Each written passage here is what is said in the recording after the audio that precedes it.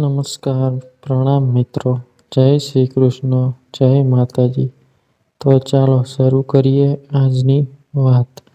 મિત્રો, માનવીનું જીવન એક એવું સુંદર અને હસીન સફર છે, જ્યાં આપણને રોજ એક પળને માણી રહ્યા છીએ.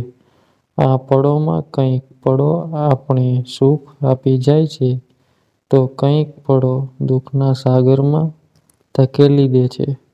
પણ આ સુખ દુઃખમાં આપણા પરિવાર સાથે રહીને જીવન વિતાવવું એ જ ખરેખર જીવન છે. જન્મદિવસ મુબારક, સાહિલ. આ શબ્દો સાહિલના કાને અથડાયા અને એ નીંદરમાંથી સફાળો જાગ્યો. એની સામે એક પ્યારી અને નિર્દોષ સ્મિત રેલાવતી ફૂલોનો બુકે લઈ ઊભી હતી રોશની.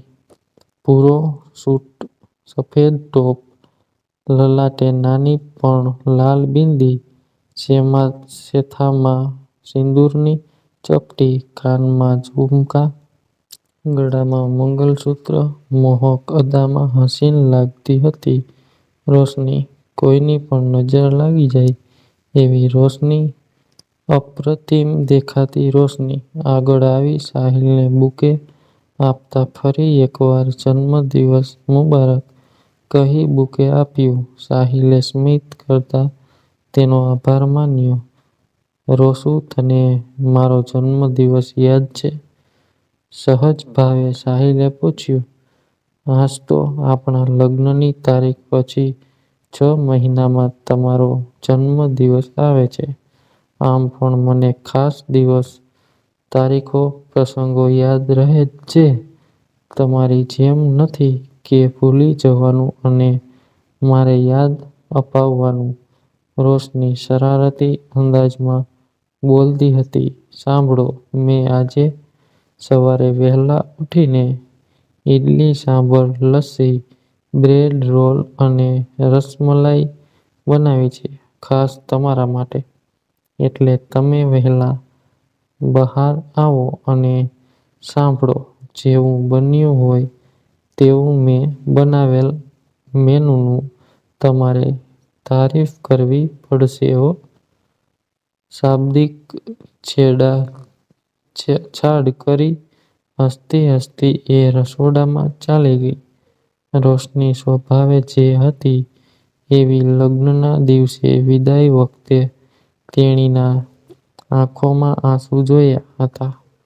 ત્યારબાદ આજ દિન સુધી સાહિલ સમજી ન શક્યો કે કોઈ આટલો ખુશ અને આનંદમાં કેવી રીતે રહી શકે. દરેક માણસ પોતાના જીવનમાં આવેલ નાની મોટી સમસ્યાઓને લઈને દુઃખી દેખાય છે, પણ રોશની દરેક પરેશાનીમાં ખુશ અને નટખટ અને ચંચળ રહેતી હતી. તેણીમાં પથ્થરને પણ હસાવી દે એટલી તાકાત હતી. એના પ્રતિ પ્રેમભાવ અને ઇજ્જત, કદરની લાગણી સામે સાહિલ ઓફિસ જવા તૈયાર થઈ ગયો. ડાઇનિંગ ટેબલ પર બનાવેલ બધી જ વસ્તુઓ સજાવીને મૂકેલી હતી. એની રાહ જોતી હતી કે ક્યારે એ ખુરશી પર બેસે, ક્યારે એ ખવડાવે. જલ્દી ચાલો, તમને ભૂખ નહીં લાગી તો કંઈ નહીં, પણ મને બહુ ભૂખ તો લાગી છે. નટખટ અંદાજે રોશની બોલી. સાહિલ તરત જ ખુરશી પર બેઠો, પહેલો કોળિયો ખવડાવ્યો અને પછી એની ડીશમાં બધું પીરસવા લાગી. સાહિલ એનો મંદ સ્મિત રેલાવતો ચહેરો જોતો જ રહ્યો. આજે સાંજે તમને શું ગિફ્ટ જોઈએ? સાંજે તમે ઓફિસેથી આવો તે પહેલાં હું લઈ આવીશ. રોશનીએ સાહિલને પૂછ્યું. તારા મનપસંદની ગિફ્ટ લઈ આવ. આમ તો મને મારી મનપસંદ ગિફ્ટ મળી જ ગઈ છે આજથી 5 વર્ષ પહેલાં. અનમોલ ગિફ્ટ છે, કુદરતી ગિફ્ટ છે. બોલો, શું ગિફ્ટ મળી ગઈ? રોશની સહજતાથી સાહિલ બોલ્યો. રોશનીને મનમાં એમ હતું કે સાહિલ ઘુમાવી કહેશે જેથી મને જાણવાની ઉત્સુકતા રહે, પણ એ તો સહજ ભાવે તરત જ બોલી ગયો. રોશની પણ એક ટી કંપનીમાં નોકરી કરતી હતી. તેણીની ઓફિસનો સમય સવારે 10 થી સાંજના 6:30 નો હતો અને સાહિલનો ઓફિસનો સમય સવારના 9:30 થી સાંજના 7:30 નો હતો. સાહિલ અને રોશની પોતપોતાના જીવનના ઘટમાળમાં એટલા વ્યસ્ત થઈ ગયા હતા કે તેમના પરિવાર જ નો, મિત્રો, ઓળખીતાઓ, સગાવહાલાઓને પણ સમય આપી શકતા નહોતા. સાહિલ બોલ્યો, રોશની, આજે મને થોડો સમય આપીશ? આજે આપણે ક્યાંક બહાર જઈએ, રાત્રે ડિનર માટે. આપણે બેઉ, હું અને તું. રોશની સ્મિત રેલાવતી બોલી, જનાબ, મારો સમય તમારી માટે જ છે. મેં મારો સમય રાખ્યો જ ક્યાં છે? મને કંઈ જ વાંધો નથી. તમે જેમ કહેશો તેમ.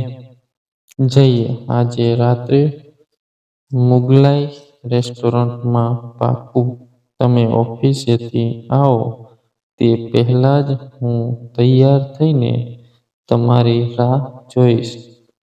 સાહિલ બોલ્યો. ઓફિસે જવા નીકળ્યો અને રોશની એકીટશે સાહિલને વ્યાકુળતાથી જોઈ રહી હતી. તેની આંખો અને ચહેર પરના હાવભાવ પરથી સાહિલ જાણી ગયો કે રોશનીના મનમાં શું છે. એ મનમાં કહેતી હતી કે સાહિલ, મને મૂકીને તમે નહીં જાઓ, પરંતુ સાહિલે સ્કૂટર કાર ચાલુ કરી અને ઓફિસ જવા નીકળ્યો. પણ મનમાં સાહિલને થયું કે કાશ હું એની વાત માની લેતો. આજે બહુ ખુશ થતી. તેણીની વ્યાકુળતા સાહિલને સાલતી હતી. સાંજે સાહિલ ઘરે જવાની તૈયારી કરતો હતો, પણ અચાનક કામ આવી પડ્યું, જેથી સાહિલને ઓફિસમાં થોડીવાર રોકાવું પડ્યું. સાહિલે રોશનીને જાણ કરી હતી કે હું ઘરે નહીં આવી શકું. તું મુગલાઈ રેસ્ટોરન્ટ પહોંચી જજો. હું બારોબાર આવી જઈશ. ઠીક છે, પણ આની સજા તમને આપીશ, જે તમારે ભોગવવાની રહેશે. આટલું બોલી રોશનીએ ફોન કટ કર્યો. રોશની તે દિવસે 1 કલાકની રજા લઈ વહેલી ઘરે આવી ગઈ હતી. નિર્ધારિત સમયે સાહિલ રેસ્ટોરન્ટ પહોંચી ગયો હતો, પણ રોશની તેને ક્યાંય દેખાઈ નહીં. એ રોશનીની રાહ જોતો હતો. સાહિલે મોબાઈલ પર ઘણીવાર કોશિશ કરી, પણ મોબાઈલ બંધ હતો. સાહિલ સમજ્યો કે એણે મને પરેશાન કરવા જ આવી નટખટ શરારત કરી હશે. સાહિલે ગાડી ફેરવી અને ઘર તરફ નીકળ્યો, પણ ખબર પડી કે રોશની કલાક પહેલાં જ ઘરેથી નીકળી ગઈ હતી. પાછી સાહિલે ગાડી વળાવી રેસ્ટોરન્ટ તરફ જવા રસ્તાએ જોતો હતો કે ક્યાંક રોશની દેખાય છે, પણ એ દેખાઈ નહીં. સાહિલ બેબાકળો બની ગયો હતો. મનમાં વિચારવા લાગ્યો કે મને થોડું મોડું થયું, તેથી રોશની એટલી નારાજ થઈ ગઈ, જેથી આવું વર્તન કર્યું. પાછો સાહિલ ઘરે આવ્યો. ઘરે તાળું હતું. ગઈ ક્યાં? સાહિલ વિચારમાં પડી ગયો. રોશનીનો મોબાઈલ પણ બંધ હતો. રાતના 9 વાગી ગયા હતા. 5 વર્ષમાં રોશની કોઈ દિવસ જાણ કર્યા વગર કશે ગઈ નહોતી. સાહિલ વધુ ગભરાઈ ગયો. જાત-જાતના વિચારોએ ઘેરી લીધા. સાહિલને હેરાન કરવા ખાતર કોઈ બહેનપણીને ત્યાં તો નથી ગઈ ને? ગઈ હોય તો સવારે આવી જશે એમ સાહિલે વિચાર્યું. એવી મજાક કોઈ દિવસ કરી નહોતી રોશનીએ. રોશનીના આવા વર્તનથી સાહિલ નારાજ થઈ ગયો હતો. તે રાત્રે સાહિલ માંડ-માંડ ઊંઘી શક્યો. પડખા ફેરવતો રહ્યો. રોશનીના વિચારોમાં લીન થઈ ગયો. થોડીક વાર પછી એની આંખ ખુલી. સવારના 7 વાગી ગયા હતા. અચાનક એનો મોબાઈલ રણક્યો. સ્ક્રીન પર અજાણ નંબર હતો. રોશનીનો જ ફોન હશે એમ સમજી સાહિલે ફોન ઊંચક્યો. સામે છેડેથી અવાજ આવ્યો, "તમે મિસ્ટર સાહિલ છો?" સાહિલ ગભરાઈ ગયો. અજાણ માણસને પૂછ્યું કે તમે કોણ? "હું પોલીસ ઇન્સ્પેક્ટર રાજેન્દ્ર ઝાલા બોલું છું. મુગલાઈ રેસ્ટોરન્ટ પાસે જંગલવાડી સડક પર અમોને રોશની નામની એક યુવાન મહિલા બેભાન અવસ્થામાં મળી આવી છે. તેમના મોબાઈલમાં સાહિલ હસબન્ડનો નંબર જોયો અને તમને ફોન કર્યો. તમે જલ્દી નાગરિક હોસ્પિટલ આવી જાઓ. અમે રોશનીને ત્યાં લઈ જઈએ છીએ." સાહિલના તળિયેથી જમીન ખસી ગઈ. ચક્કર આવવા માંડ્યા. એની સાથે કોઈ હતું નહીં. એકલાએ જ હોસ્પિટલ જવાનું હતું. શરીર અને મન સૂન થઈ ગયા. પણ જેમ તેમ હિંમત એકઠી કરી હોસ્પિટલ પહોંચ્યો. "ઇન્સ્પેક્ટર સાહેબ, હું સાહિલ, રોશનીનો પતિ." સાહિલે પોલીસ ઇન્સ્પેક્ટર ઝાલાને ગભરાતા કહ્યું. "સાહિલભાઈ, તમારી પત્ની ભાગ્યશાળી છે જનાબ. આટલા સુનસાન રસ્તા ઉપર 4-5 ટપોરીઓ માવલીઓએ તમારી પત્નીને જોઈ તેમની સાથે જબરદસ્તી કરતા હતા. ઇજ્જત લૂંટવાની કોશિશ કરી હતી. તમારી પત્નીએ હિંમતથી સામનો કર્યો પણ એ મવાલીઓ મજબૂત હતા. તમારા પત્ની કમજોર પડી ગયા. અમારા 2 કોન્સ્ટેબલ રાઉન્ડ પર નીકળ્યા હતા. તેમને પોલીસ જીપની સાયરન વગાડી એટલે પેલા લોકો ભાગી ગયા. મહિલા લોકોએ તેમને જીપમાં સુવડાવી નાગરિક હોસ્પિટલમાં લઈ આવ્યા. તમારી પત્ની અર્ધ-બેભાન અવસ્થામાં હતા. જાઓ, રૂમ નંબર 10 માં તમારી રાહ જોઈ રહ્યા છે." સાહિલ ભાગતો રૂમ તરફ ગયો અને હાંફળો રૂમમાં દાખલ થયો. રોશની બેડ પર નિસ્તેજ સૂતેલી હતી. ઉપચાર ચાલુ હતો. ઉપચાર માટે વપરાતી તમામ મશીનો, ફરજ પરના ડોક્ટર અને નર્સ. એમના વાત પરથી માલુમ પડ્યું કે રોશની હવે ખતરાની બહાર છે. રોશની એકીટશે રૂમમાં છતને જોઈ રહી હતી.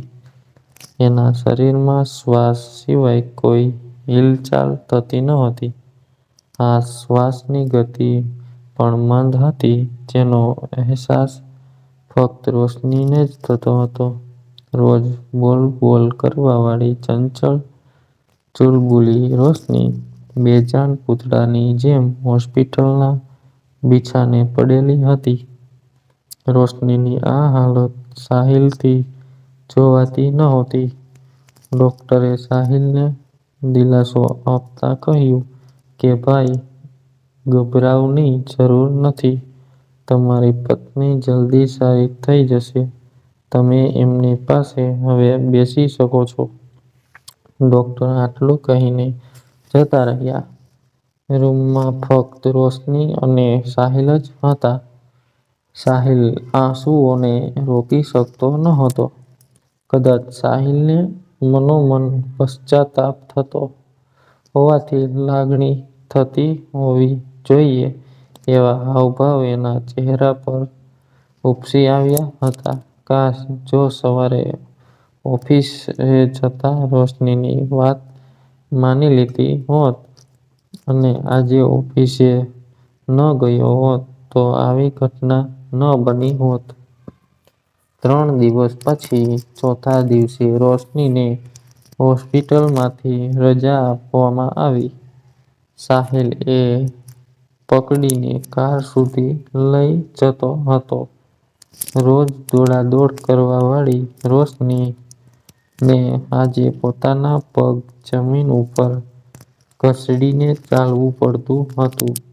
જ્યારે સાહિલ ઘરે પહોંચ્યો અને રોશની પકડીને ગાડીમાંથી ઉતારતો હતો ત્યારે મહોલ્લાના લોકો જોવા ટોળે વળ્યા હતા. ઘણાએ તો જોઈને ઘરના બારણાં બંધ કરી દીધા તો કોઈએ ઇન્સાનિયતને નાતે પૂછપરછ કરવાની દરકાર પણ લીધી નહોતી. જે સમાજ અને સમાજના લોકો મરતા માણસને કે નિસહાય માણસને કે તબિયતથી બીમાર માણસને સહાય કરવાને બદલે મોબાઈલમાં ફોટા ખીચવામાં લાગ્યા હતા એવા લોકો પાસેથી શું આશા રાખી શકાય? માનવતા અને મદદની બડાસ મારવાવાળા લોકો આજે એક તબિયતથી લાચાર મહિલાને ઇન્સાન માનવાની આનાકાની કરતા હતા. પરંતુ સાહિલને આ વાતની કોઈ અસર થઈ નહોતી. રોશની પહેલા જેટલી મૂલ્યવાન હતી તેટલી જ આજે પણ છે. બહુ જ સાચવીને રોશનીને ઘરમાં લાવી બિસ્તર ઉપર હળવેકથી સૂવડાવી. 3 દિવસ પહેલા આ જ રોશનીએ સાહિલને ઉઠાડ્યો હતો અને એ જ બિછાને આજે સાહિલે રોશનીને સૂવડાવી. સાહિલ ખુરશી પર બેઠા-બેઠા વિચારતો હતો કે મેં રોશની પાસે ફક્ત સમય જ માંગ્યો હતો પણ એને શું ખબર હતી કે તે સમય આ સ્વરૂપમાં મળશે. રાત થઈ ગઈ હતી. રોશની માટે ખાવાનું લેવા સાહિલ ઘરેથી નીકળ્યો. ફ્રિજમાં 3 દિવસ પહેલાંની રસમલાઈ મૂકેલી હતી જે રોશનીએ કેટલા પ્રેમથી બનાવી હતી. સાહિલ બીજી વસ્તુઓ શોધતો હતો એટલામાં એણે રોશનીની ચીસ સાંભળી. બધું છોડી સાહિલ ઉપર રૂમમાં જોવા ગયો. રોશની જોર-જોરથી બૂમો પાડતી હતી, મને બચાવી લો, મને બચાવી લો, આ લોકો મને મારી નાખશે. રોશની ભ્રમિત થઈ ગઈ હતી. એના દિલો-દિમાગ ઉપર બનેલી ઘટના ચલચિત્રની જેમ નજરો સમક્ષ આવવા માંડી. રોશનીની શ્વાસની ગતિ તેજ થઈ ગઈ હતી. પરસેવાથી રેબઝેબ થઈ ગઈ હતી. સાહિલ તરત એની પાસે બેસી ગયો. એનો હાથ પકડી લીધો અને પોતાના ખભા ઉપર રોશનીએ માથું ટેકાવ્યું. રોશનીને એકાએક સાહિલને જકડી લીધો હતો. સાહિલે દિલાસો આપતા કહ્યું કે રોશની અહીં કોઈ નથી. હું છું તારો સાહિલ. તને કશું થયું નથી. તું એકદમ નોર્મલ છે. ધીમેથી રોશનીને સુવડાવી અને માથા પરથી હળવેકથી હાથ ફેરવતો હતો. રોશની ધીમે ધીમે શાંત થતી હતી. સાહિલ ફરીથી એને દિલાસો આપતા કહેતો હતો કે હું તારી પાસે જ છું. તને કશું જ થયું નથી. તું એકદમ નોર્મલ છે. પણ સાહિલે જોયું કે તેણીના આંખોના ખૂણા બાજેલા હતા. સાહિલ ફરીથી ખાવાનું લેવા ઊભો થયો ને તરત રોશનીએ પાછો એને જકડી લીધો. વ્યાકુળ થઈને સાહિલને જોતી હતી. એની આંખો કહેતી હતી કે સાહિલ થોભી જા. મને છોડીને કશે નહીં જતા. આ વખતે સાહિલે પહેલા જેવી ભૂલ ન કરવાના ઈરાદે બહાર જવાનું માંડી વાળ્યું અને રોશની પાસે બેસી રહ્યો. દુઃખ અને ક્રોધના મોજાં સાહિલના મસ્તિષ્ક ઉપર અફડાતા હતા. રોશનીને કોઈ દવાની જરૂર નહોતી. તેણીને ફક્ત અપનાપન અને પ્રેમ અને હૂંફની જરૂર હતી. તેણીના આત્મવિશ્વાસને ફરીથી જગાડવાની જરૂર હતી. રોશનીની તબિયત સામે ચાલી રહેલી લડાઈ સામે સાહિલના યોગદાનની પણ જરૂર હતી. સાહિલે મનોમન નક્કી જ કરી લીધું હતું કે કોઈ પણ ભોગે રોશનીને પહેલા જેવી બનાવવાની છે. રોશની હંમેશા એની સાથે બનેલ ઘટનાને મહેસૂસ કરતી હતી. એટલે એ તણાવગ્રસ્ત અને ભ્રમિત થઈ ગઈ હતી. સાહિલ માટે તેણીને બનેલ હાદસામાંથી બહાર કાઢી શાંત કરવું બહુ જ અઘરું હતું. સાહિલ એક દિવસ રોશનીને ખવડાવવાની કોશિશ કરતો હતો.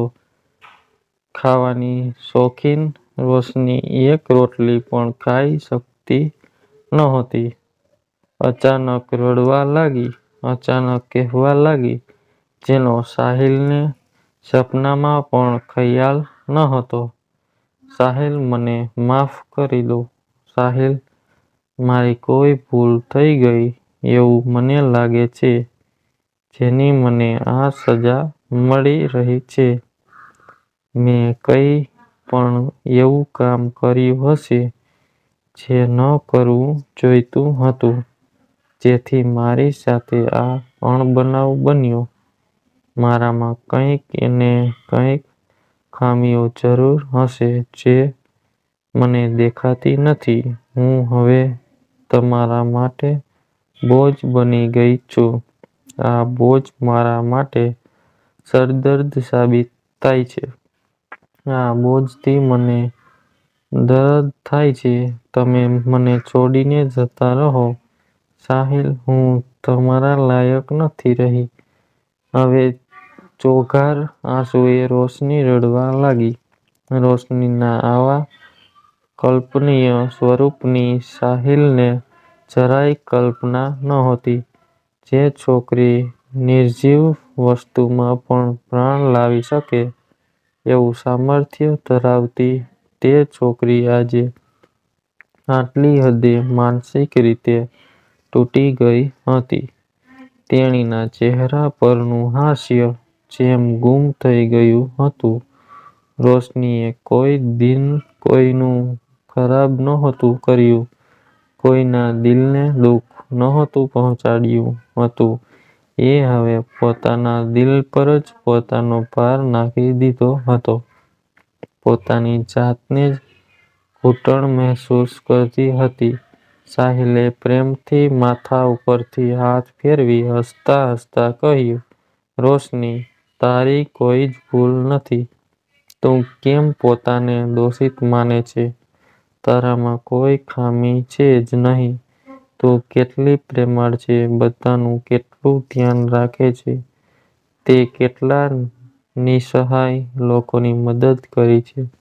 એક નાનકડી છોકરીને તે કેવી રીતે બચાવી હતી અને એ છોકરીના માતા-પિતાને તે એ છોકરીને સોંપી હતી. તે યાદ કર રોશની, એ છોકરીના માતા-પિતા તને દેવતા તુલ્ય માને છે, છતાંય તું એમ કહે છે તારામાં કોઈ ખામી છે. ભૂલ છે. તું મારા માટે બોજ છે. તારા જેવી મહિલાઓની આ દુનિયામાં જરૂર છે રોશની. તું મારા માટે એટલી જ પ્યારી છે જેટલી પહેલા હતી. તારા માટે એટલું જ માન છે જેટલું આ પહેલા હતું. બધું ઠીક-ઠાક છે. બધું નોર્મલ થઈ ગયું છે. તું લકીરે ચિંતા નહીં કર. સાહિલની આ વાત રોશનીના મગજ સુધી પહોંચી હતી કે નહીં તે સાહિલને ખબર પડતી નહોતી. પણ રોશનીની ઉદાસભરી વાતથી સાહિલનું મન જરૂર વ્યથિત થઈ ગયું હતું. સાહિલના મનમાં એક જ વિચાર હંમેશા સતાવ્યા કરતો હતો કે રોશની તણાવમાં અને ડિપ્રેશનમાં પોતાની જાતને કંઈ કરી ના બેસે. એટલે સાહિલે ઘરમાંથી ચપ્પુ, કાતર, સૂડી વગેરે ધારદાર વસ્તુઓ છુપાવી દીધી હતી. રૂમમાંથી પંખો કઢાવી નાખ્યો હતો. દોરી, દુપટ્ટા, સાડીઓ પણ છુપાવી દીધી હતી. સાહિલને આ બધું કરવું ગમતું નહોતું. મનોમન એ પોતાને કોસતો હતો. આમ કરવાથી સાહિલને જાણે રોશની પર ભરોસો નહોતો. પણ સાચું એ હતું કે સાહિલ કમજોર પડી ગયો હતો. કોઈ પણ પરિસ્થિતિમાં, કોઈ પણ ભોગે રોશનીને ખોવા નહોતો માંગતો. સાહિલ રોજ પત્ની જોડે વાતો કરતો, તેની તારીફ કરતો. તેણીએ જે સારા કર્મો કર્યા હતા તે બધા જ એની સામે કહેતો. લોકો કેવી કેવી તારીફ કરતા તે યાદ અપાવતો. પહેલા પોતાની બહેનપણીઓ, સગાવહાલાઓને ફોન આવે એટલે કલાકો વાતો કરતી, પણ હમણાં તો એ લોકોના ફોન આવે એટલે જોયા કરે છે. ફોન ઊંચકવાની હિંમત નથી કરતી. ડર પેસી ગયો હતો. સમાજ સાથે જાણે એને છેડો ફાડી નાખ્યો હતો.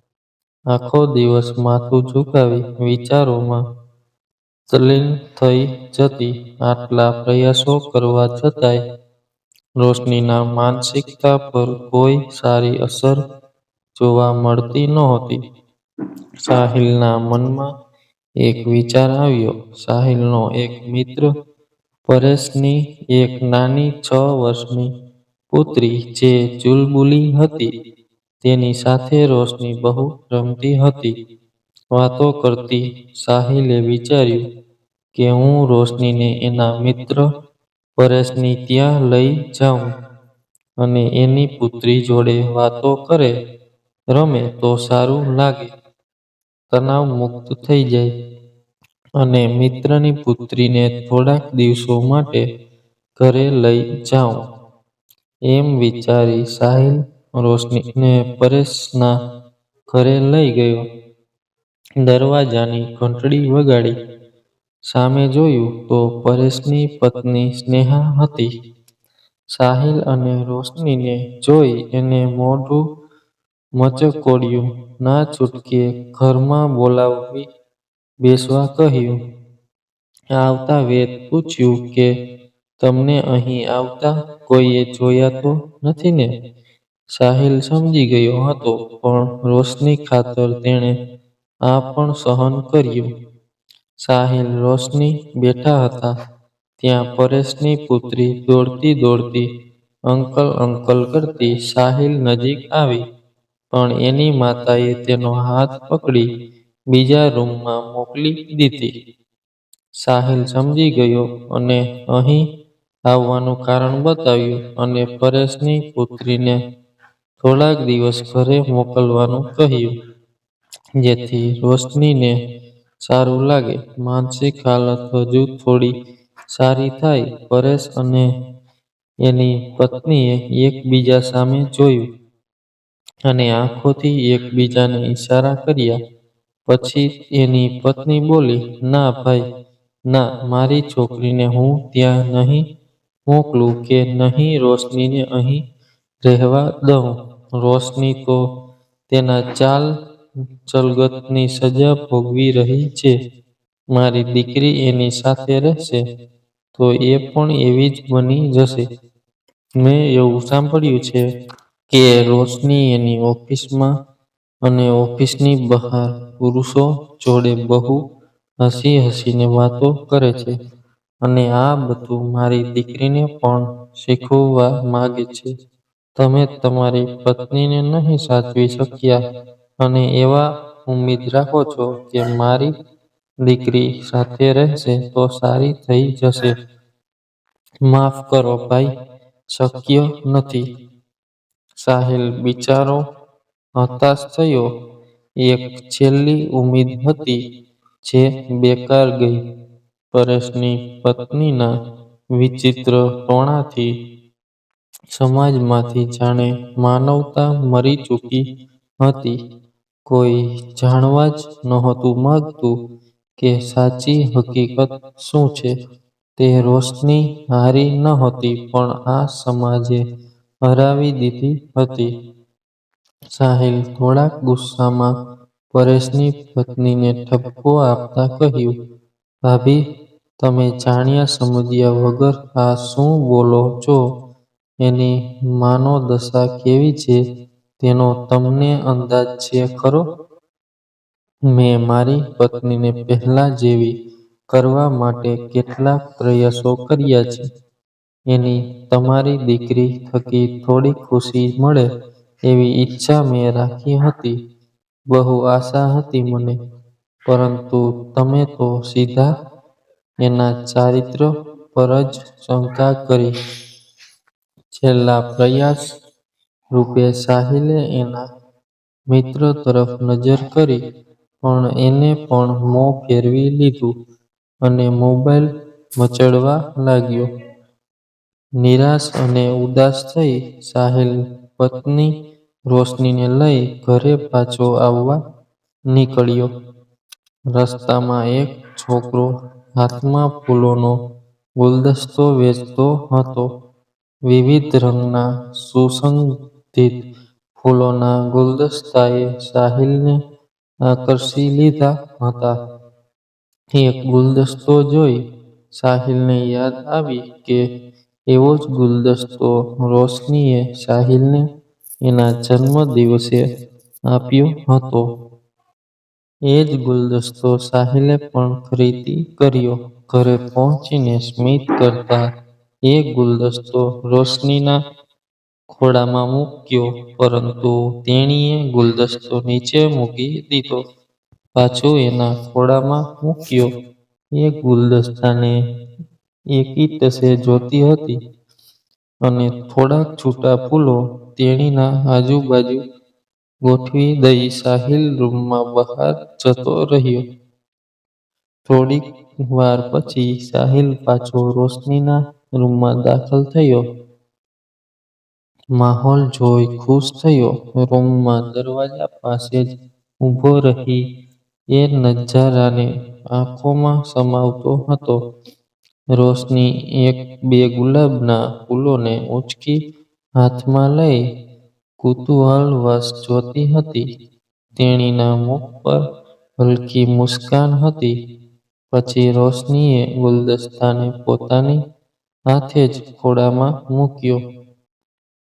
ધનતેરસના દિવસે કોઈ કંઈ કરી ના શક્યું તે આ બેજાન ફૂલોએ કર્યું. પોતાના રંગોથી અને સુગંધથી મરણતોલ વ્યક્તિને જીવિત કરી તેને હસતી કરી ઘરમાં દીવાઓ પ્રગટાવ્યા હતા. લગ્ન પછી બંનેની આ 5મી દિવાળી હતી.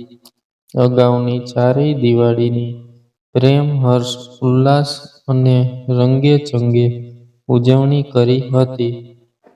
આ વર્ષની દિવાળી ફિક્કી લાગતી હતી અને બીજી તરફ આ સમાજે અને મિત્રોએ તેની મનોદશા અને ચારિત્ર્ય પર શંકા કરી હતી. સાહિલ રૂમની અંદર પ્રવેશ્યો. રોશનીને ગોદમાં ઊંચકી અરીસા સામે ઊભી કરી. રોશની શરમાઈ ગઈ હતી. સાહિલ સાથે નજર મિલાવતા પણ શરમાતી હતી. સાહિલે એક હાર રોશનીના ગળામાં પહેરાવ્યો અને અરીસા ઉપર ચિપકાવેલ એક ચાંદલો રોશનીના કપાળે ચોંટાડી દીધો. રોશની ધીમે ધીમે માથું ઊંચું કરતી હતી. સાહિલ સામે જોયું. એની નજરોને નજર મેળવી. સાહિલે એની આંખોમાં ચમક જોઈ, વિશ્વાસ જોયો અને એ મંદ સ્મિત કરતી પતિ સાહિલના ગળે વળગી. દિવાળીના દિવસે સવારથી જ સાહિલે ઉત્સાહિત થઈને નવા અંગ અને સુગંધિત ફૂલો રોશનીના રૂમમાં સરસ રીતે ગોઠવી દીધા. તેમજ નૈસર્ગિક ફોટા, ઉગતો સૂરજ, ઉડતા પક્ષીઓ, દોડતું હરણ, રંગીબેરંગી પતંગિયાના પોસ્ટરો લગાવ્યા. સાહિલે બંનેના લગ્નની તસવીર લગાવી. એ તસવીરને રોશની એકીટશે અને મંદ સ્મિત રાવડી જોઈ રહી હતી. સાહિલ વિચારતો હતો કે હું રોશનીને સુરક્ષા તો નહીં આપી શક્યો, એટલે હું રોશનીનો ગુનેગાર હતો. સાહિલના પ્રયાસોએ રોશનીના સકારાત્મક બદલાવ લાવી દીધા હતા, પરંતુ સાહિલ હજુ પણ ચિંતાગ્રસ્ત જણાતો હતો કે રોશનીને પહેલા જેવી બનાવી શકીશ. દિવાળીની રાતે દીવાઓના પ્રકાશથી રૂમમાં ઝગમગાટ. પથારીઓ, ઘરમાં ભગવાનનું મંદિર રંગીબેરંગી સુગંધી ફૂલોથી સજાવ્યું હતું. રોશનીને નવી સાડી ભેટમાં આપી અને પહેરાવા કહ્યું. રોશની સાડી પહેરી આવી. રોશનીના હાથમાં ફૂલઝડી આપી ગોળ ગોળ ફેરવી. એના હાથે ચકરડી ફેરવી રોકેટ છોડ્યું. રોશની દિવાળીના ઝગમગાટમાં પણ દીપી ઉઠી. સાહિલને દિવાળીની રોશની કરતાં એની રોશની વધુ દેદીપ્યમાન લાગતી હતી. રોશનીને સાજી કરવામાં સમય ક્યાં વીતી ગયો તે સાહિલને ખબર જ ન પડી. સાહિલ રોશનીને કોઈ વાર બહાર ખુલ્લી જગ્યાએ ફરવા લઈ જાય, કોઈ વાર સગા સંબંધીઓને ત્યાં લઈ જાય. સાહિલ રોશનીના હાવભાવનું લગાતાર નિરીક્ષણ કરતો હતો, જેથી એના મગજ પર જોર નહીં પડે. રોશની સાહિલ જોડે થોડું મોડું બોલતી પણ હતી. સાહિલે રોશની પર બનેલ બનાવ પછી નજીકના સગા સંબંધીઓ સિવાય કોઈની જોડે માનવતાનો સંબંધ પણ રાખ્યો નહોતો. સાહિલ માટે કપરો સમય હતો. એક બાજુ ખુદ રોશની લડાઈ લડતી હતી તો બીજી બાજુ ખુદ સાહિલ લડાઈ લડતો હતો. ઓફિસમાં જ લોકોના નજરોમાંથી ઉતરી ગયો હતો. જાણે કોઈ પરગ્રહવાસી છે એવી નજરોથી લોકો જોતા હતા. માનવી વચ્ચે માનવીની શું જગ્યા છે તે સાહિલે મહેસૂસ કર્યું હતું. બેજાન પશુ પણ મૃત પશુને નિખન્ન મને વિદાય આપે છે. આ બધા પરથી સાહિલને એક વસ્તુ સ્પષ્ટ સમજાયું કે તો રોશનીને કોઈ સાથ આપે ન આપે, પણ એ તો જરૂર આપશે કોઈ પણ ભોગે. એક છતની નીચે રહીને 5 વર્ષ થઈ ગયા હતા. લગ્નની પહેલી સાલગીરી પર રોશનીને શું ઉપહાર આપવું તેનો નિર્ણય લેવો સાહિલ માટે અઘરું હતું. વિચારોના વમળમાં ઘેરાઈ સાહિલ ક્યારે નીંદરની સોળમાં ગયો તે ખબર જ ના પડી. બીજે દિવસે બેસતું વર્ષ, નવા વર્ષનો આરંભ. સવારે સાહિલની ઊંઘ ખુલી. હેપી ન્યૂ યર સાહિલ, મીઠા શબ્દો સાહિલના કાને પડ્યા. હાથમાં ફૂલોનો ગુલદસ્તો અને પ્યારી મનમોહક મંદ સ્મિત રેલાવતી રોશની ઊભી હતી. આછા ભૂરા રંગની સાડી, મેચિંગ બ્લાઉઝ, ગળામાં મંગલસૂત્ર, કાનમાં લટકણિયા, માથાના વાળમાં સુગંધિત ફૂલોનો ગજરો, કલાઈઓમાં ખણ ખણ કરતી રંગીન બંગડીઓ, કડાને લાલ બિંદી લગાવી રોશની ઊભી હતી. આ જોઈ સાહિલ આવક પામ્યો. એનો વિશ્વાસ જ બેસતો નહોતો. રોશની અંતમાં જંગ જીતી ગઈ હતી. વીર યોદ્ધાની જેમ સાહિલની સામે ઊભી હતી. ખુશીથી સાહિલની આંખો છલકાઈ. સાહિલના આંસુઓએ રોશનીનું અભિવાદન કર્યું અને રોશનીને ગળે વળગ્યો. ખુશીથી સાહિલના મોંમાંથી શબ્દો જાણે લુપ્ત થઈ ગયા હતા. આટલા મોટા અનમોલ ઉપહારની સાહિલે કલ્પના પણ નહોતી કરી. સાહિલ ફક્ત એટલું જ બોલી શક્યો, રોશની, તને પણ આજનો દિવસ, આવનાર બધા જ વર્ષો, એક નવી જિંદગી મુબારક. મનમાં પ્રભુને હાથ જોડી બોલ્યો, કૃતજ્ઞ છું પ્રભુ તારા એ પ્રેમ અને ઉપકાર માટે.